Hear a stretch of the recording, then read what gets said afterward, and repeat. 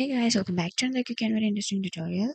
So in this quick tutorial, I'm going to show you how to change keys on MS Word. So first if you want to open MS Word,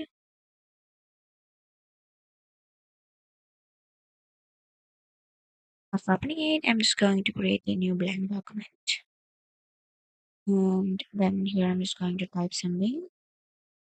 And for changing the keys of this text, here on the top, you can see many options and you just need to select it to home.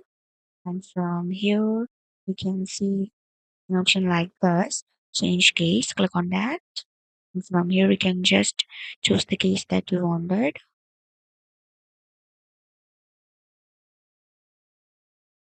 So this is how you can change keys on MS Word. So that's it for this quick tutorial. I hope this video will be helpful for you.